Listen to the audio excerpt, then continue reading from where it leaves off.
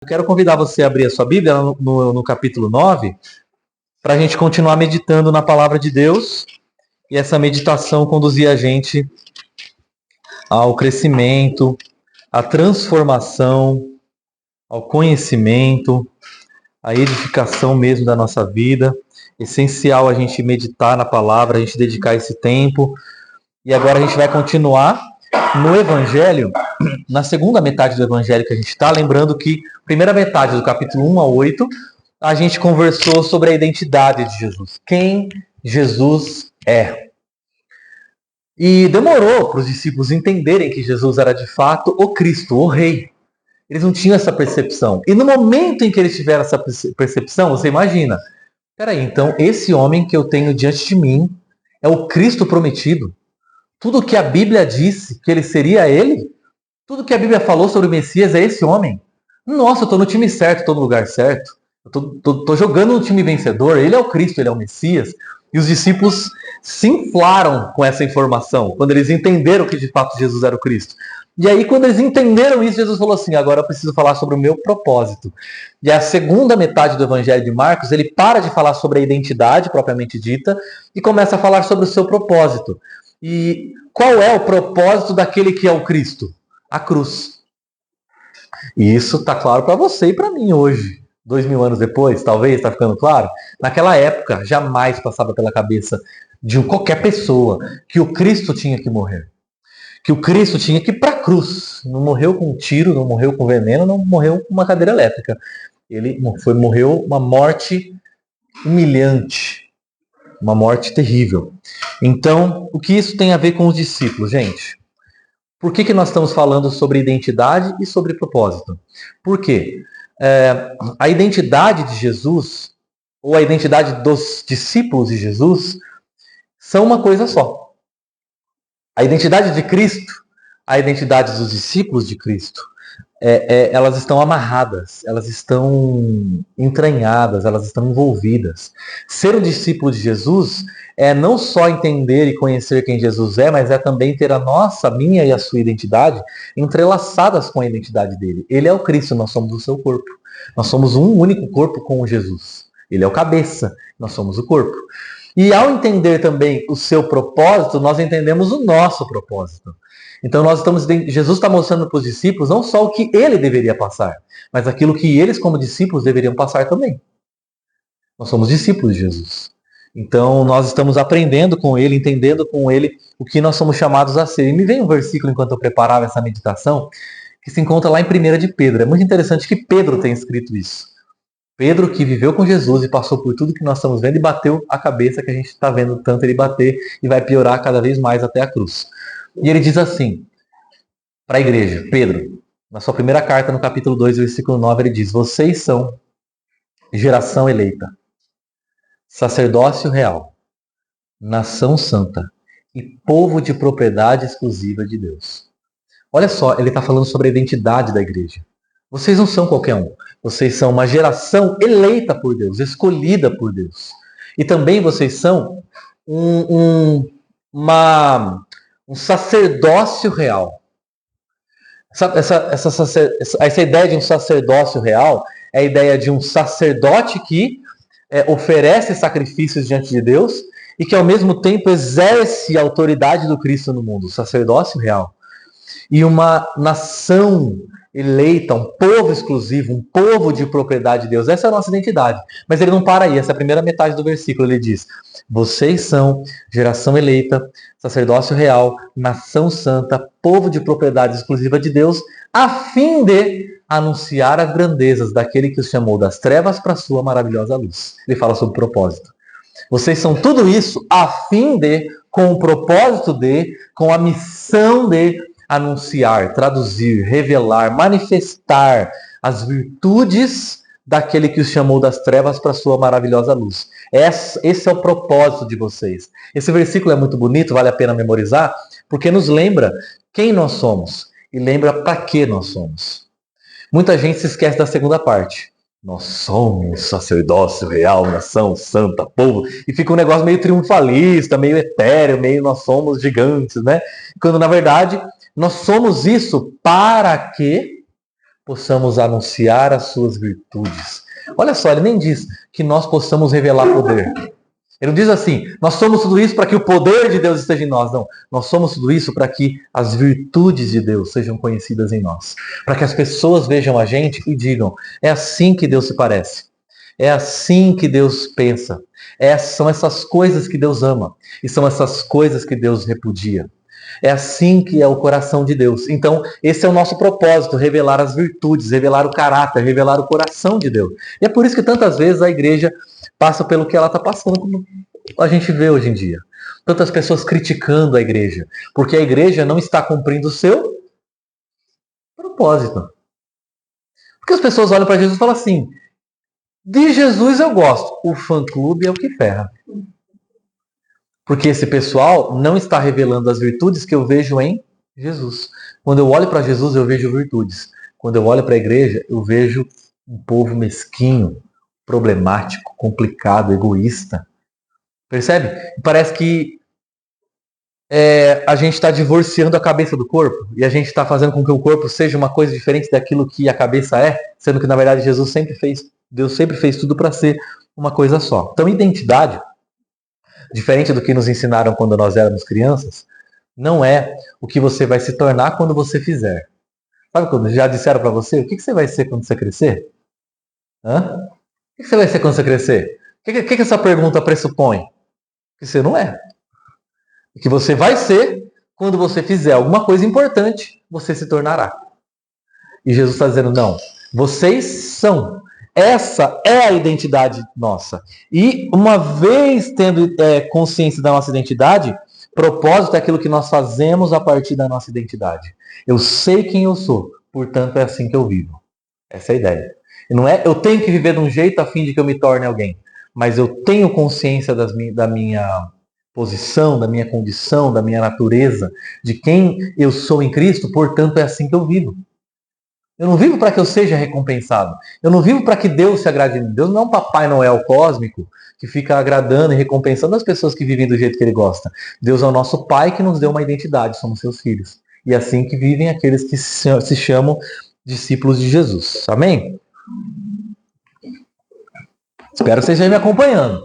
Tendo dito tudo isso, vamos ler o versículo 33 do capítulo 9. Vamos lá. E chegaram a Cafarnaum. Quando ele estava em casa, Jesus, obviamente, perguntou-lhes. Olha lá, essa aqui começa com Jesus fazendo uma pergunta para os discípulos. O que Jesus pergunta para os seus discípulos? O que vocês estavam discutindo no caminho? Mas eles guardaram silêncio, porque no caminho haviam discutido sobre quem era o maior. Assentando-se, Jesus chamou os 12 e disse: se alguém quiser ser o primeiro, será o último e servo de todos. E tomando uma criança, colocou-a no meio deles. Pegando-a nos braços, disse-lhes: quem recebe uma destas crianças em meu nome, está me recebendo. E quem me recebe, não está apenas me recebendo, mas também recebendo aquele que me enviou. Quero conversar com vocês hoje sobre 3 virtudes de Cristo. Talvez você pergunte, mas de Cristo quem? De Cristo Jesus ou de Cristo corpo? De Cristo. De Cristo quem? De Cristo Jesus ou de Cristo igreja? De todos aqueles que se chamam cristãos. É as virtudes de Cristo. E se eu não vivo assim, talvez eu não esteja entendendo qual é a minha verdadeira identidade. E por isso que eu não estou cumprindo o meu propósito. E qual é a primeira virtude que a gente vê nesses textos que eu acabei de ler? Humildade. Qual é a virtude sobre a qual Jesus conversa com seus discípulos? Gente, deixa eu conversar uma coisa com vocês. Nós somos humildes. É isso que nós somos. Essa é a nossa identidade. E é engraçado que ele faz uma pergunta sobre o que eles estavam discutindo. E o texto da semana passada conversava com uma discussão dos mestres da lei com os discípulos. Estava toda uma confusão ali, e os discípulos debatendo e conversando e discutindo. E essas conversas que eu chamo assim de conversa labiríntica. Aquela conversa que não leva para lugar nenhum, fica só naquela discussão e infrutífera. Por quê? Você acaba de discutir, todo mundo vai para casa com mais raiva do outro, ninguém vai para lugar nenhum e não gera nada. Então, é aquele tipo de discussão que infla o ego e não transforma o coração. Quem discute sai de lá pensando, nossa, eu debato bem, né? Esse meu argumento que eu usei contra ele. E o outro sai pensando a mesma coisa. Rapaz, a hora que eu usei aquele argumento ali, vixi. Então, tipo, só infla o ego das pessoas. É uma discussão. E os discípulos estavam discutindo sobre quem era o maior. E quando Jesus faz a pergunta, e aí, queria participar da conversa, você está conversando sobre o quê? Aí, tipo, fica um silêncio, assim, né? Por que vocês acham que eles ficaram em silêncio? Constrangimento, vergonha? Tipo assim, eita. A gente e Jesus estava conversando uma coisa muito legal. Muito possivelmente era vergonha, constrangimento, né? Imagina, né? Jesus pega pesado também, né? Ele não combinou com ele certinho, né? Tipo, pegou os caras no contrapé, né? Aí também é difícil, né? Tá lá, e aí, o que você tava conversando? Ô, Jesus do céu, a gente tava lá trocando uma ideia sobre um negócio aí. Um negócio, entendeu? Mas talvez eles estavam conversando sobre algo. Eles ficaram em silêncio, nem porque eles estavam envergonhados, porque muito possivelmente eles nem sabiam que humildade era uma virtude de Cristo.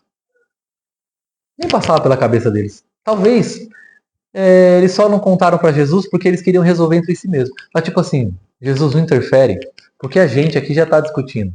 Uma hora a gente já vai informar para o Senhor quem é que ganhou, quem está na frente, quem ficou atrás. Porque uma vez que Jesus falou que ele é o Messias, que ele é o Cristo, pronto, agora só falta discutir quem que vai ficar à direita e quem vai ficar à esquerda. Então Jesus dá licença, a gente só está resolvendo um negócio de gente grande. Aí a gente vai acabar a discussão, depois a gente conversa com o Senhor.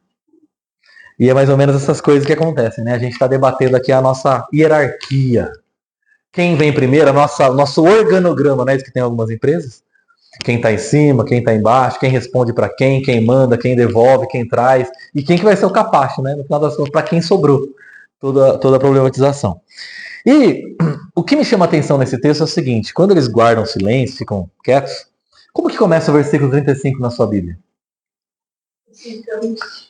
Assentando-se. Vocês se lembram dessa nossa conversa lá em Ruth? Não, eu sentei que eu tô cansado mesmo. Fiquei o dia inteiro em pé hoje. Eu tô sentado. Ele sentou. Imagina assim, quando fica todo silêncio, ele se assenta. E assentar-se é uma posição muito interessante, muito importante. Porque é a posição de um mestre que ensina. Naquela época, o mestre ele sempre se assentava para poder ensinar os seus discípulos. Mas é mais do que isso. Quando ele se assenta, ele está dizendo assim: eu não estou preocupado, ansioso. Sentado não é a posição de quem está aflito. Quem está aflito fica fazendo o quê? Andando de um lado para o outro. A gente estava assistindo um jogo ontem que o técnico estava preocupado, ele ficava andando de um lado para o outro, aquele quadradinho dele que ele fica ali, sabe? Andando. Jesus não estava ansioso. Jesus não estava com medo de perder o que ele tem ou de não ganhar o que ele gostaria de ter. Sentado é a posição de quem está seguro. Sentado é a posição de quem sabe o que é. Sentado é a posição de quem não tem. Sentado é a posição de segurança, de certeza, de convicção. Ele se assenta. Ele fala o seguinte: vocês precisam ter mais segurança sobre quem vocês são. Eu sei quem eu sou. Vocês precisam aprender quem vocês são. Porque embora eu vá para a cruz, eu não estou como quem se descabela. Eu estou como quem sabe o que é. Eu não sou definido pela cruz dos homens. Eu sou definido pela palavra do meu Pai. Que acabou de dizer nesse mesmo capítulo: este é o meu filho amado. É isso que me define. Então eu posso me assentar e ficar tranquilo, sem ansiedade. Gente, se a gente pudesse escrever a alma do ser humano no Ocidente no século XXI, seria uma alma sentada? Seria uma alma correndo, preocupada, esbaforida, nervosa, temerosa. Em alguns casos deitada, depressiva. Em alguns casos correndo, com medo. Mas Jesus se assenta, porque ele sabe que o que ele tem e quem ele é não pode ser roubado.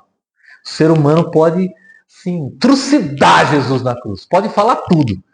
Quem ele é não vai se perder, porque o que ele é está seguro com o Pai dele. Essa é a certeza que ele tem. E aí, ele se assenta e chama os 12. É tipo assim, eu fiquei com a impressão aqui, não sei vocês, mas chamando os 12. Que tipo assim, ele chama o núcleo da igreja, ele chama a semente da igreja. Os 12. Normalmente quando você fala assim, os 12, na minha Bíblia está com letra maiúscula. Só assim, ó, pensa comigo, gente. Chamou os 12, você não pensa assim, ó. Chamou os 12, né? Na cabeça de Jesus assim, vou chamar os 12. Vou começar por baixo. Os 12 não são os 12 aqui. Os 12 são os 12 aqui. Aqueles que vão servir. Jesus fala assim, se vocês 12 estão aqui, eu estou aqui. Porque eu me rebaixei para servir. Eu não vim para ser servido, mas para servir. É isso que Jesus fala. E aí ele diz, se alguém quiser ser o primeiro, deverá ser o último e o servo de todos. Até hoje, para a gente que sabe que humildade é uma virtude cristã, é difícil ouvir isso. É difícil ouvir isso. Quem quer ser o primeiro? Então, o último e servo. É uma coisa meio... Até soa meio down, meio ruim, né? Uma coisa... Não é o tipo de discurso que enche igreja, vamos conversar. Tipo, é isso aí, pessoal, vamos lá então, vamos. Vamos arrebentar, vamos ser o último. Não dá muito certo, não é o tipo de coisa que encontra coro, assim, né? A pessoa ser o último. Eu fiquei sabendo numa igreja lá que o pessoal é o primeiro. Acho que eu vou dar o dízimo lá. Último. E é uma mensagem que é contra tudo aquilo que a gente imagina ser natural. Inclusive, nossa própria carne não quer ser último. A gente quer ser reconhecido. A gente quer ser aplaudido, a gente quer ser elogiado. A gente quer ser honrado de alguma maneira. Não é natural uma pessoa querer ser última, ser serva de todas. Ou você é servo porque você decidiu, ou você é servo porque te colocaram lá, alguém decidiu. Mas naturalmente ninguém escolhe ser último, só Jesus. E é interessante, gente, como parece que o ser humano, sempre, todas as vezes que o ser humano chega a uma posição de poder, ele revela o seu verdadeiro coração. Quantas igrejas já não sucumbiram ao poder assim que tiveram a oportunidade? Quantos, não vou nem ficar dando exemplo, porque todo mundo já conhece os exemplos que estão aí nas redes sociais, na internet. Quantos líderes, no primeiro momento em que eles tiveram a oportunidade, quantos pastores, na hora que eles tiveram o poder na mão, como o anel do Senhor dos Anéis, eles se tornaram tiranos, opressores, se esqueceram do seu princípio. Lembra o próprio Davi? Davi que foi chamado pastor menino, o último dos irmãos. De repente, quando ele se assenta no trono, ele esquece a roupa de pastor, coloca a roupa de rei, coloca uma coroa na cabeça, se senta num trono alto, mata os seus inimigos e começa a se tornar um cara meio que toma a mulher do outro, mata o seu servo mais leal. E Deus chega para ele, conta uma história e fala, Davi, eu tirei você do meio do rebanho do seu pai. Você lembra quem você era quando eu te chamei? Você estava fedendo. No dia que o óleo caiu na sua cabeça e você foi ungido rei, você estava fedendo ovelha. Vamos conversar? Você não fez nada para merecer esse trono. Fui eu que te dei. E todas as mulheres que você quisesse seria te dado. Você foi lá e tirou do seu amigo e matou ele. Como você se tornou esse cara? É impressionante, né? Como o ser humano é. Do que você é capaz se você tivesse poder nas mãos?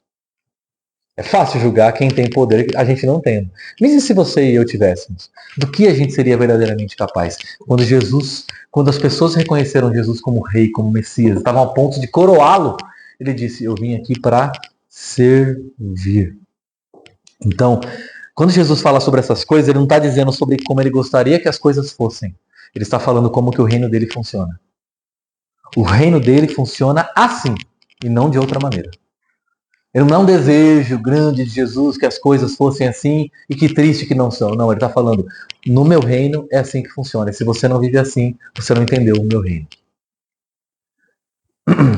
É um reino contrário à realidade do nosso mundo. Eu lembrei de alguns textos bíblicos. Quem se humilha será exaltado, mas quem se exalta será humilhado.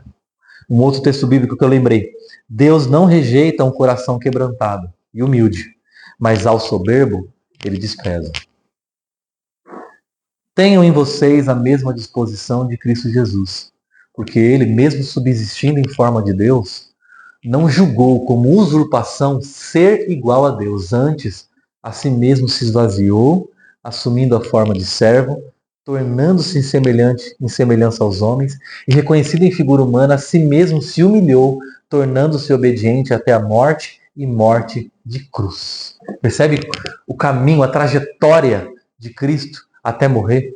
De Deus, homem, de homem, pior dos homens. Ele foi desprezado pelos homens, foi morto pelos homens de maneira humilhada, morte de cruz. Tudo isso, enquanto eu meditava, eu me lembrei desse livrinho aqui, O Estilo de Jesus, um livro muito bacana, eu li há uns 2, 3 anos, está tudo grifado aqui. E ele fala, todo esse livro é basicamente sobre o ministério de Jesus, chama O Estilo de Jesus, sobre o ministério dele humilde. E tem uma passagem aqui desse livro que me marcou demais, agora que a gente está aproximando do Natal, e me lembrei dele. Ele diz assim, olha a natureza de Jesus. Ele nasceu em um celeiro, num estábulo, lugar de animais. Legitimidade questionável. Não sei se você já parou para pensar nisso, mas assim, nessa história de que Maria engravidou do Espírito Santo, parecia conversa para boi dormir, não? Fala a verdade, se alguém aparece hoje dizendo que engravidou do Espírito Santo, você ia falar assim, ô José, sério? Esse menino aí não é teu? Ancestrais nada recomendáveis. A gente já conversou sobre Ruth, Raabe, aí vai a lista de prostituta, de gente que você não queria ter na sua família, tá na família de Jesus. Nome comum. Não sei se você sabe, mas Jesus, na verdade, era o nome mais comum que tinha, era Josué, o herói, o conquistador. Josué, Yoshua. Yoshua. É o mesmo nome, Jesus, Josué é o mesmo nome, em hebraico, em aramaico. E todo mundo dava o nome de filho de Josué, né? Porque Josué era o conquistador. Então todo mundo chamava Josué. Então falava, Jesus! Parecia uns 5, 6. Então era o nome mais comum que tinha, era Jesus naquela época. Anunciação mal dirigida. Lembra quando os anjos aparecem no céu e proclamam o nascimento de Jesus? Quem que estava lá vendo os anjos cantando no céu? Ou falando no céu, proclamando? Para quem os anjos cantaram?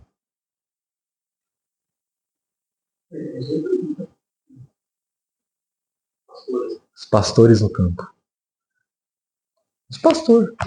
No meio do campo, no meio do nada, cuidando das ovelhas, apareceu o céu lá e os anjos cantando. Não era bonito. A gente não precisa, assim, né? Tem os filmes aí tentando, né?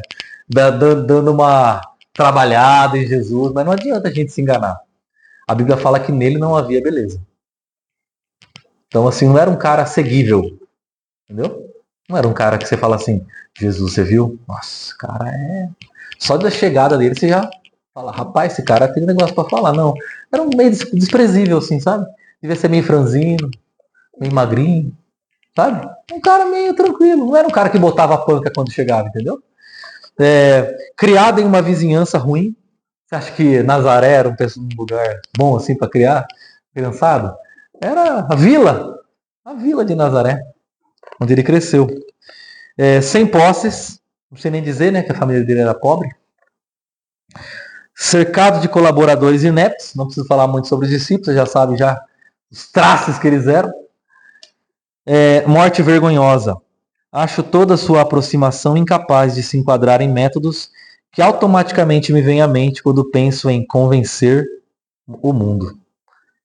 Toda sua aproximação poderia ser facilmente descrita como não ameaçadora, não manipuladora. Ele parecia em cada etapa da vida liderar com fraqueza. Ele não tinha nada deste mundo, e tudo de Deus, e tudo do Espírito. Parecia que nada nele manipulava a gente a querer segui-lo. Ele parecia que se a gente fosse segui-lo, era só porque a gente estava seguindo mesmo, e não porque tinha alguma coisa nele que nos atraísse, de verdade, exteriormente falando. Em outras palavras, se a gente foi atraído por Jesus, por algo, foi pelo seu amor.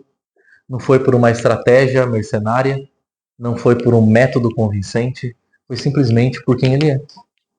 Por quem ele é. E é isso que ele chama a sua igreja a ser. Humildade não é ser pobre. Humildade não é ser ignorante. Humildade não é ter complexo de inferioridade. Como algumas pessoas falam, eu sou humilde, não sei fazer nada direito, eu sou fraco. Isso não é humildade.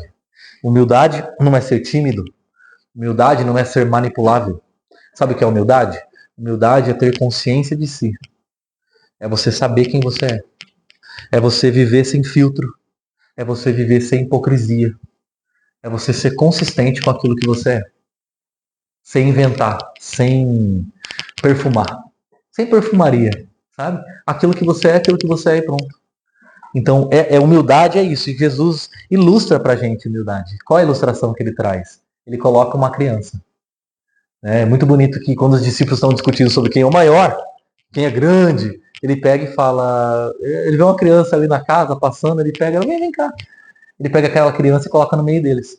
E depois o texto é todo cuidadoso em dizer que ele pegou-a nos braços. Depois de colocar no meio, ele pega nos braços daquela criança. Imagine que deve ser uma criança pequenininha, do tamanho do Levi, do Heitor, talvez, pequenininho.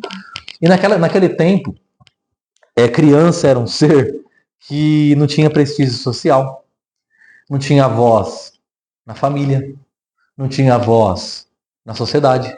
Diferentemente de hoje, que parece que a criança manda nos pais, naquele tempo, criança não tinha voz em nada. Criança não era contada. Se você fosse fazer um censo de quantas pessoas vivem numa região, você não conta criança. Então ela é meio invisível, entendeu? É um ser invisível, sabe? Passa aqui, você nem vê assim. Né? É um ser que está aí. Um dia vai se tornar alguém, quem sabe. E sem prestígio social. E Jesus se identifica com ela e fala assim, quando vocês receberem essa criança, quando vocês receberem pessoas sem prestígio, quando vocês receberem pessoas que não são contadas, quando vocês receberem os invisíveis, vocês vão entender, me receber o meu Pai. Isso me fez pensar muito sobre a gente, sabe? O quanto de fato a gente tem sido consistente com essa mensagem. Os discípulos estão pensando, que ato de grandeza eu vou fazer para surpreender Deus? Quantas vezes já não pensou, o que eu vou fazer de tão grande que Deus vai olhar e falar, puxa, isso é bom mesmo, hein? E ele fala, não, na verdade eu não quero um ato de grandeza, uma coisa assim que chame muita atenção. Atos pequenos, singelos, acolher aquele que não tem prestígio, aqueles que não têm nada para oferecer. Quando vocês fizerem isso a essas pessoas, esses invisíveis, vocês vão estar fazendo a mim, porque eu me identifico com eles. Então, a primeira virtude do evangelho dos cristãos, de Cristo, é humildade. E Jesus continua, olha o que ele diz. Mestre, disse João, versículo 38. Vimos um homem expulsando demônios em teu nome e procuramos impedi-lo. Por quê? Porque eles não eram dos nossos. Não o impeçam, disse Jesus. Ninguém que faça um milagre em meu nome pode falar mal de mim logo em seguida. Pois quem não é contra nós está a nosso favor. Eu digo a verdade. Quem der um copo de água a vocês em meu nome, por vocês pertencerem a Cristo, de modo nenhum perderá a sua recompensa. Então, os discípulos impediram o homem de fazer uma coisa boa em nome de Jesus. Imagina, né? E aí, é engraçado que eles pensam assim, Jesus, então Jesus está ensinando sobre humildade, beleza, ele acabou de ensinar, uma pessoa levanta a mão e fala, Jesus, claro, fala João, é o seguinte, eu vi um cara expulsando o demônio no seu nome, já falei para ele parar. Por quê? Porque ele não é dos nossos. Aí Jesus vira e fala assim, você tem mentalidade de máfia, né? Tipo, mentalidade de bairro, sabe? Tipo, é nós contra eles, é eles contra nós. E se não parece com a gente, não anda com a gente, então para esse cara. Jesus, e tipo, o João falou aquilo achando que Jesus ia falar, tá vendo, gente? É de gente assim que a gente precisa. Olha o João aqui. E na verdade ele leva uma invertida, né? O João leva uma invertida. Porque é impressionante como a gente tem essa tendência em dividir as coisas. Você não é dos nossos, né? Ou você é dos nossos? Você anda com fulano, então você anda com fulano, você não é do nosso. E parece que Jesus, ele não trata as coisas assim. A outra virtude de Cristo é a unidade. Unidade. A gente parar de ter mente de bairro. Parar de ter mente de máfia. Parar de ter mente de quadrilha. Essa coisa de, mas você sabe que lá eles fazem diferente da gente. E a gente faz diferente deles. Então quem está certo é a gente. Então se a gente está certo, eles estão errados. Então eles estão fora, então expulsos. Não anda com eles não. Sabe essa mentalidade de divisão? de separação. E aí Jesus, ele é bem enfático sobre unidade.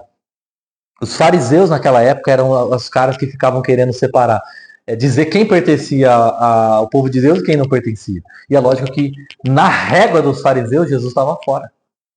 Quem andava com ele também estava fora. Então os fariseus eram quem ficavam fazendo divisão entre as pessoas. E Jesus está ensinando a gente que o povo dele, o Cristo, o corpo de Cristo, vive em amor, em unidade, não em rivalidade. A gente é o corpo de Cristo, a gente não é uma torcida de futebol que fica criando rivalidade uns com os outros para ver quem ganha e ver quem é melhor. No céu não vai ter um gente, no céu não vai ter ninguém falando assim, tá vendo? Essa frase você não vai ouvir no céu. Sabe essa frase que fala assim, tá vendo? Eu não falei que era assim? Jesus, mostra para eles, fala de novo a frase que você falou, que eu vivo falando lá, quando eu estava na terra lá, eu falava essa frase, e fala de novo pro pessoal. Não vai ter ninguém falando isso. Tá vendo como esse batismo era certo? Tá vendo como essa teologia era certa, melhor do que a dos outros? Tá vendo que o culto tinha que ser feito assim, não assado? Tá vendo que o pastor tinha que ficar em pé e não sentado, sentado e não em pé, de gravata e não de chinelo, entendeu? Não vai ter ninguém brigando assim, sabe por quê? Porque Jesus, ele não está preocupado com essas uniformidades que a gente quer dar para as coisas. Sabe? Qual que é o jeito certo? Jesus, o pessoal lá está fazendo assim, o que eu faço com eles? Jesus falou assim, não faz nada. O cara está fazendo uma coisa boa em meu nome, você quer impedir? Só porque ele não anda com você? Só porque ele não é da sua igreja?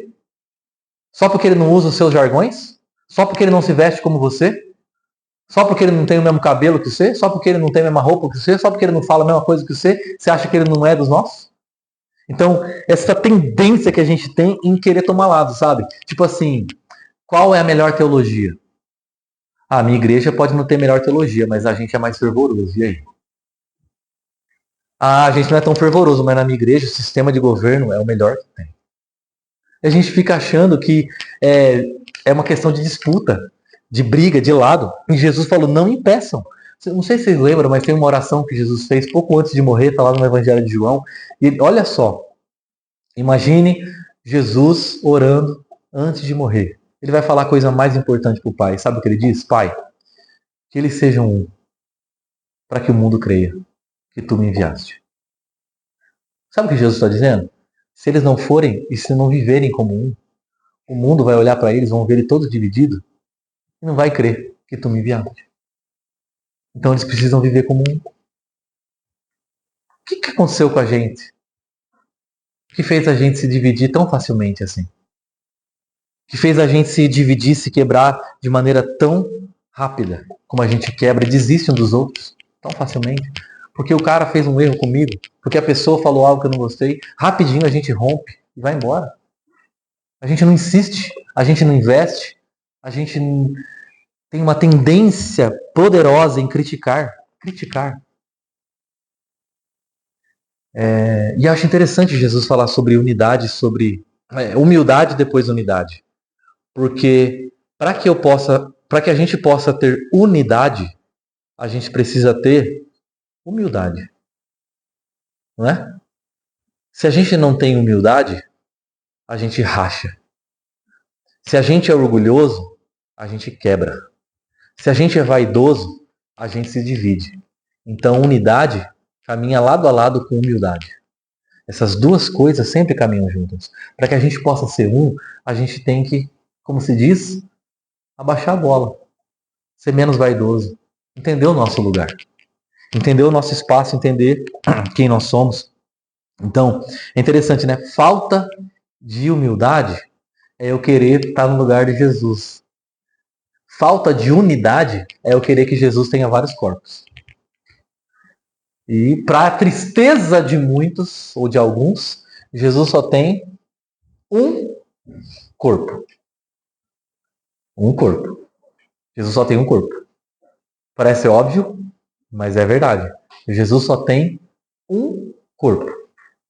Ah, mas é a denominação tal, e a denominação X, e a denominação Y, da igreja tal. É um corpo.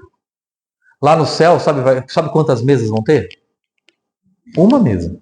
E sabe quantos pães vão ser partidos? Um pão. Então não tem vários, tem um. Para quê? Para lembrar a gente que nós somos um único corpo e membros uns dos outros. E é natural que esse corpo se manifeste de diferentes formas. Tá tudo certo. Uma igreja local trabalhar muito bem com crianças. E outra igreja local ter uma pregação melhor. Ou outra igreja local trabalhar com ação social melhor. Ou outra igreja local trabalhar com louvor melhor. Tá tudo certo. Porque, na verdade, o corpo de Cristo, ele é variado.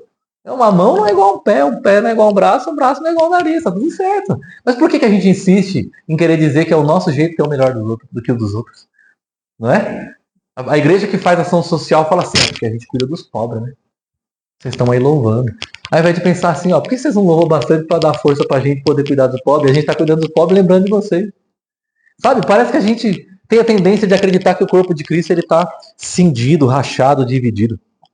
Então Cristo só tem um único corpo. E Jesus termina esse ponto também usando uma ilustração. E lá ele falou, a ilustração que ele usou foi falando da criança, lembra? E esse ponto aqui ele fala de um copo de água. Um copo de água. E eu acho interessante ele falar isso porque ele diz assim, imagina, Jesus já estava conversando sobre coisas realmente importantes. Então você imagina, os discípulos estavam discutindo uma coisa que eles falam assim, é muito importante. A hierarquia, a corporação, né, da nosso organograma aqui. Aí eles falam assim, pega uma criança. Ou um copo d'água. Jesus ilustra o reino dele de maneira simples. Um copo d'água. Quem der para vocês um copo d'água, porque vocês são meus discípulos, esse não vai perder a recompensa. Sabe o que ele está dizendo? Que gestos simples, feitos com amor, são grandes. Coisas grandiosas, feitas no próprio nome, não vale nada. Gestos simples. Coisas simples. E eu tenho, depois, enquanto eu estava preparando essa mensagem, eu fiquei prestando atenção que tipos de atitudes simples, singelas, têm sido feitas com amor e que no reino de Deus valem muito. No reino dos céus a gente vai ser surpreendido, sabe por quê? Porque você vai chegar lá e falar assim, Jesus, eu vim no céu aqui, lembra aquele culto que eu fiz lá? Nossa, foi da hora, hein? Mas nem lembro. Mas eu me lembro de um dia que você deu um copo d'água pro fulano lá, que você nem lembra, com certeza você não lembra. Esse dia pra mim valeu.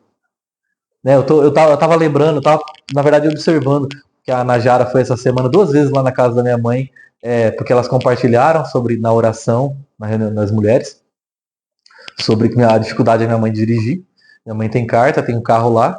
Como meu pai não está dirigindo agora, a Najara foi 2 vezes na semana para acompanhar minha mãe na direção, que meu pai não tem paciência. Aí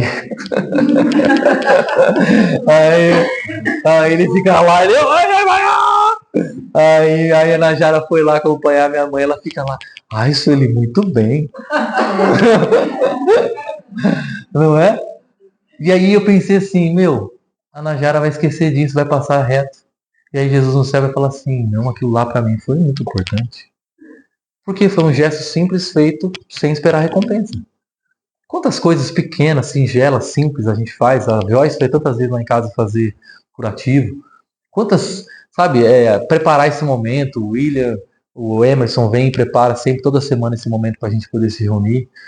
Quantas coisas simples. A Érica vem aqui, arma o tripé, organiza as coisas. Simples, singelas. Uma pessoa está precisando, vai lá e faz um pão. E a pessoa está passando um dia difícil, recebe um pão quentinho, um pão bom. Uma visita, um café, um ouvido, um momento. Essas coisas, o reino de Deus, ele é feito de coisas singelas, simples, significativas. Não é o holofote, não é a grandeza. Jesus está falando um copo d'água. Imagina um rei que está prestes a assumir o seu reinado, falando assim, então, um copo d'água, os discípulos estavam todos assim, dormindo, assim, não está falando nada importante. Copo d'água deve ser ilustração para guerra, império, tomar conta do mundo, né? Que rei que antes de assumir o trono fala sobre copo d'água, criança? Coisas pequenas, que ele está falando assim, isso para mim é grande. Isso para mim importa. E a última coisa que ele fala, que não é nada fácil ouvir, mas é o que ele fala, então nós vamos passar, né? Se eu tivesse escolhendo, eu pulava, mas não posso pular. Ele fala assim, e se, aproveitando que eu estou falando desse negócio de unidade, humildade, 42, se alguém fizer tropeçar um desses pequeninos que creem em mim, seria melhor que fosse lançado no mar com uma grande pedra amarrada no pescoço. Se a sua mão o fizer tropeçar, corte-a. É melhor entrar na vida mutilado do que tendo as duas mãos ir para o inferno, onde o fogo nunca se apaga, onde o seu verme não morre e o fogo não se apaga. E se o seu pé fizer tropeçar, corte. Nada a ver, viu? Tem nada a ver. Tem nada a ver. É melhor entrar na vida aleijado do que tendo os dois pés ser lançado no inferno, onde o seu verme não morre e o fogo não se apaga.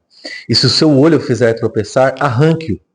É melhor entrar no reino de Deus com um olho só do que tendo os dois ser lançado no inferno, onde o seu verme não morre e o fogo não se apaga. Cada um será salgado com fogo. O sal é bom, mas se deixar de ser salgado, como restaurar o seu sabor? Tenham sal em vocês mesmos e vivam em paz uns com os outros. Amém. Vamos orar e vamos embora?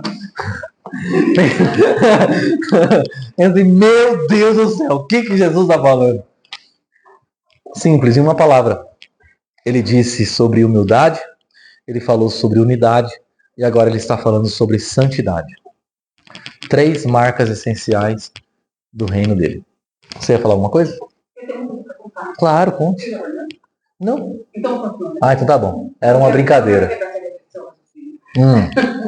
Tá bom. Então o que ele está falando é o seguinte. Jesus estava falando o seguinte. Não seja um impedimento para os outros, unidade. Não fala para o outro, ô, para. Não seja um impedimento para os outros. Isso é o que ele falava sobre unidade. Agora ele está falando assim, não seja um impedimento para você mesmo. Isso é santidade. A falta de santidade pode me impedir. A falta de unidade pode impedir o outro de congregar. A falta de santidade pode me impedir de participar. Me impedir de fazer parte. Olha só, eu acho tão lindo que ele começa esse texto se referindo a nós, como pequeninos. Não é? Os 12, né? Tava pensando que quem era o maior. Mas um desses pequeninos, os discípulos estavam tipo assim. Nós somos os pequeninos. Ele olha para nós como pequeninos. Para pensar nisso?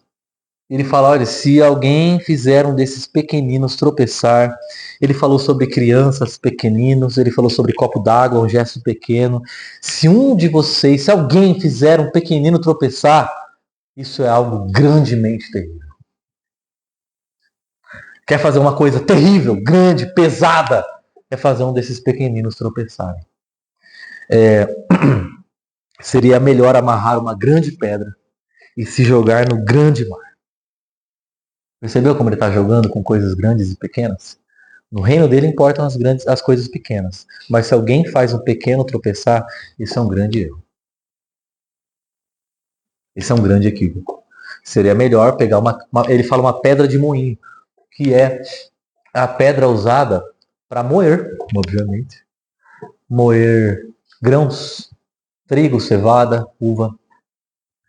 E é tão bonita essa imagem porque seria melhor jogar, seria melhor lançar, amarrar no pescoço e se lançar. Ele está dizendo, não está falando para ninguém se matar, lógico. Não está falando para ninguém cometer suicídio. Óbvio que ele não está falando isso. Ele está falando assim, isso é algo tão sério, isso é algo tão grave. Você não está entendendo a eternidade que carregam desses pequeninos, o valor que carregam desses pequeninos. Então ele está dizendo, a pedra no trigo, ela produz pão.